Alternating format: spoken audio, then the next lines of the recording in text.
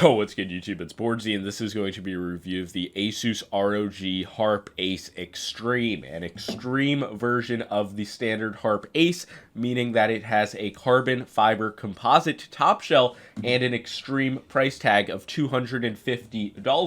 $250. Como que? To put it in a language some of you may understand. I mean, this is a crazy mouse, and it's pretty much ASUS's version of the Viper Mini Signature Edition. And yeah, I'm not going to spend the entire video harping on the extreme price. And anytime you are working with carbon fiber, that does drastically increase the price. It's not a cheap material, but unlike something like the Koenig M2K, which I would say it's the carbon fiber mouse that kind of started it all. It is one of the lightest mice on the market. I believe this is somewhere in the 20-gram range. But yeah, it's not employing a unibody design similar to how the M2K does.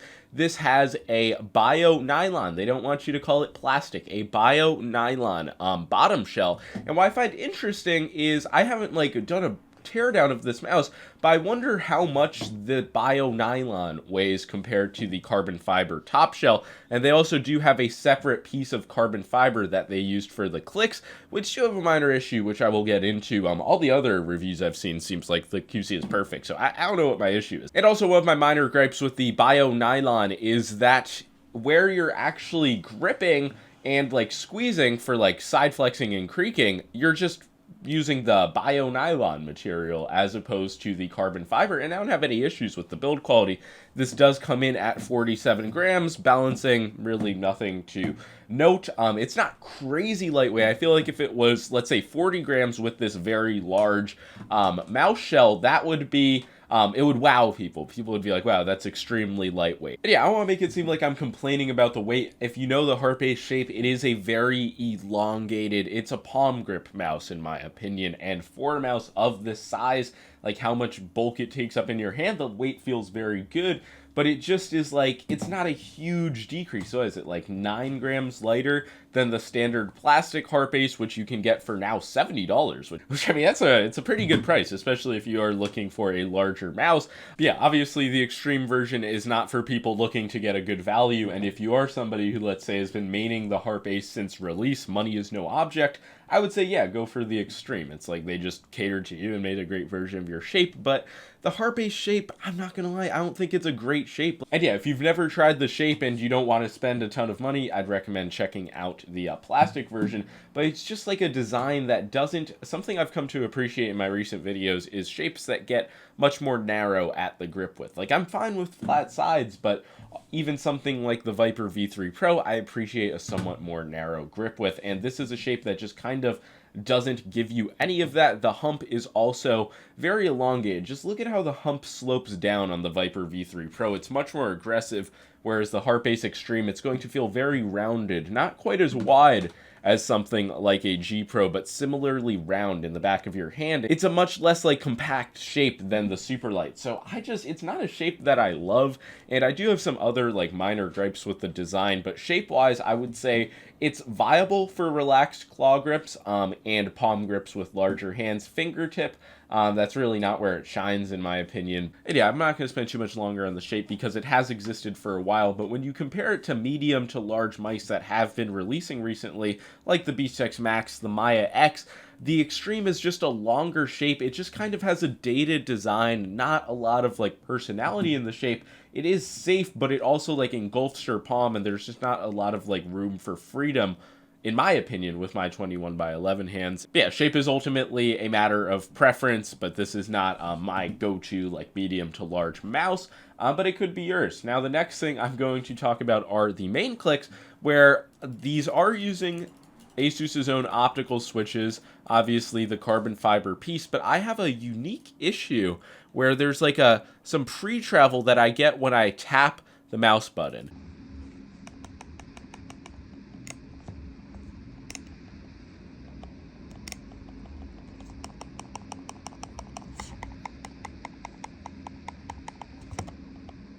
You can hear this when I do a sound test compared to the right click. Scroll wheel, side buttons, might as well do it while I'm at it.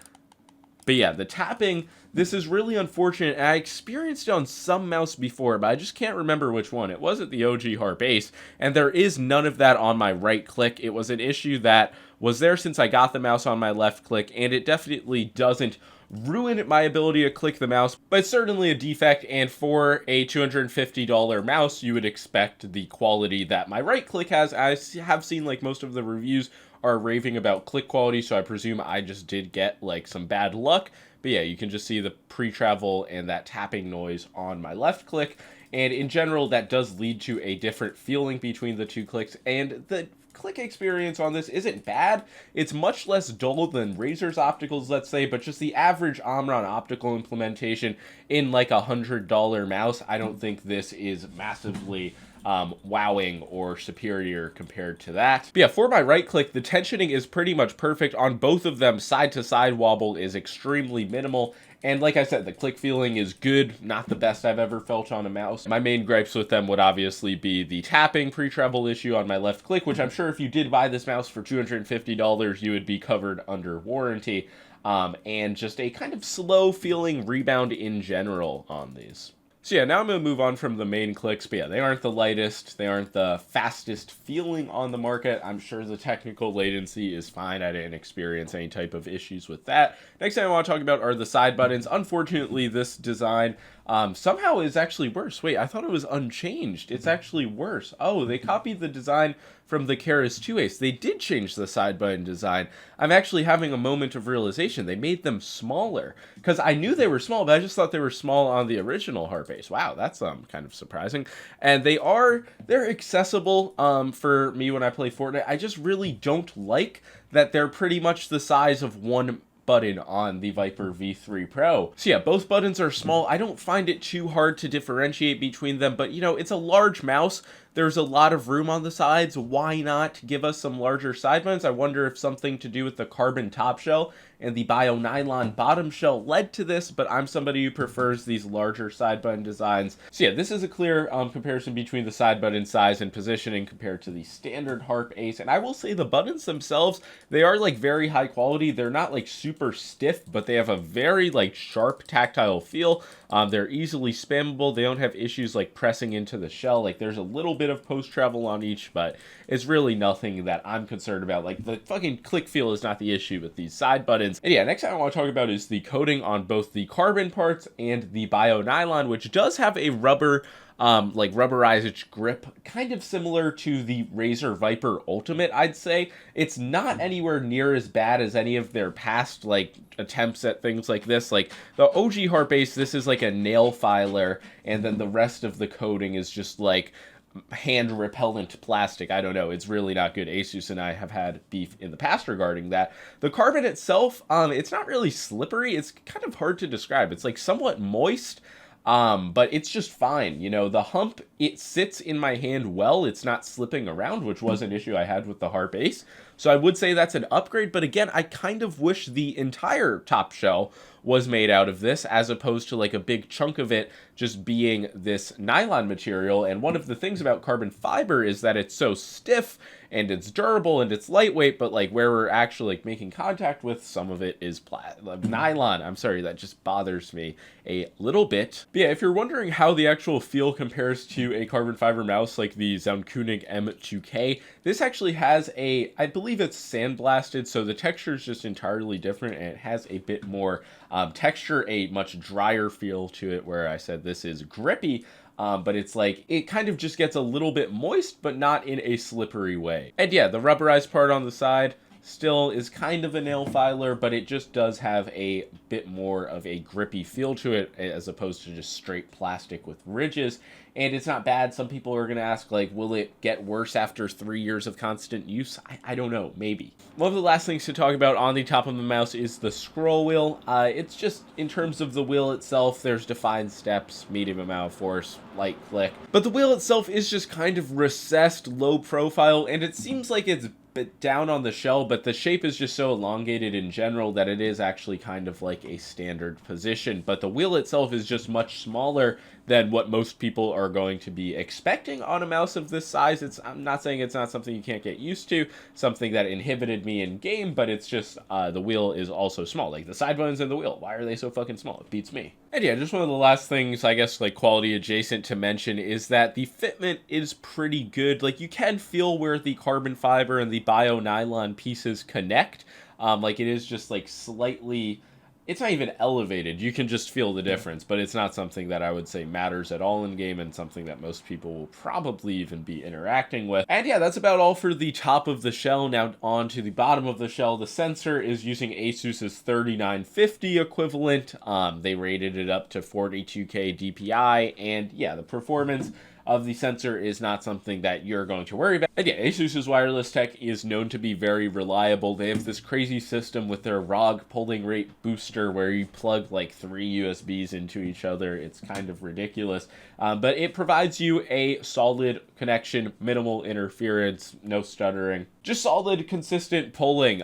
So yeah, if at the $250 price tag, you are going to be getting solid performance, which is something that you expect. They also rave about their ability to connect an ASUS keyboard and a mouse to the same dongle and get consistent performance. I just really don't think a significant amount of people do that, but you know, if you do, that is another feature to consider if you're bought into the ASUS ecosystem. Next thing I mentioned is the software, and you can control everything crucial on the mouse, whether it be like DPI, polling rate, LOD, via like button combos, but they also have Armory Crate gear if you don't want to download Armory Crate. And that is just like specifically for the peripheral. And yeah, I think web drivers are ideal, but for a company that is like software heavy like ASUS, I think just an individual driver for the mouse it's passable. One interesting thing I found is that they only have 2 LOD settings, whereas most 3950 implementations, they offer 3 with 0.7 millimeters, 1 millimeter, then 2 millimeters. Some companies like Razer even let you fine tune it beyond that with their latest implementations. But they of course do offer like the surface specific calibration, again, if you are bought into the ASUS ecosystem. All in all, the wireless experience for me with this was very good. I did not bother testing it in high polling rate mode with wired. The battery life seemed solid as well with 2 and 4K testing.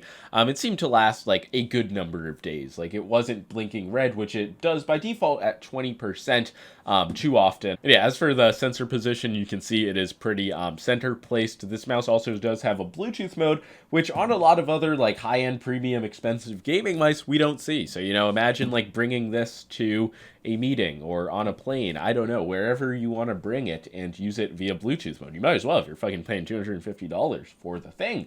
I guess that brings us close to the end of the video. One of the last things to mention are just the stock skates. The mouse comes with a set of 100% PTFE skates stock, and they perform fine, but I just wanted to test out the glass skates they included because it had honestly been like over a year since I tested glass skates in any form. I would say these are definitely closer to like Super Glide 1s, the skates that come with the Viper Mini Signature Edition, as opposed to like the Super Glide 2s, these like drier, not glossy looking glass skates. So these, the thing with glass skates is they just have really low initial friction and they make every pad feel smooth. There's obviously not a crazy amount of speed. These are obviously larger surface area skates.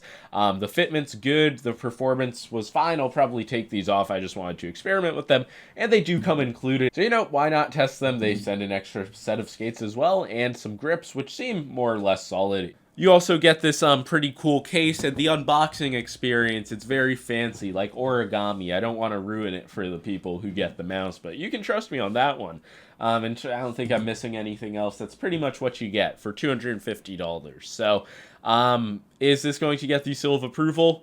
No. If it was like a perfect mouse for me, a perfect shape, that's really the only way I would give a mouse over $250 a real recommendation. So yeah, I would say this is mostly for the Harpe Ace Shape superfan because this is a better version of that mouse, no doubt. And even if I didn't have my left click pre-travel like tapping issue, I still wouldn't be a huge fan of like the side button and the scroll wheel size. The weight in general, like I said, not bad at 47 grams. But at the same time, it really doesn't feel like they made the most out of the carbon fiber and it was just more of a flex material. Like this is not a weight that would be unachievable with a plastic shell. And this mouse from Santali, the S10, is 49 grams. It's honestly a pretty similar shape. Sure, it won't match the performance, but it does have a 3395 sensor, come in below $100, and is 49 grams. So it is very similar. And yeah, if this was like bar none the lightest large mouse on the market, I'd be like, okay, there is at least something to be said. You know, it's the mouse to beat. But I just feel like it's an offering. It is an offering in the mouse market. It's not for nobody, but it's obviously not a release intended for a ton of people, and it's not going to be something that I main or probably come back to a ton. But yeah, if you have any other questions, let me know in the comments below. This video definitely ran a little long. I just wanted to cover everything there was to cover. But yeah, that's going to be all. Like and subscribe. Peace out.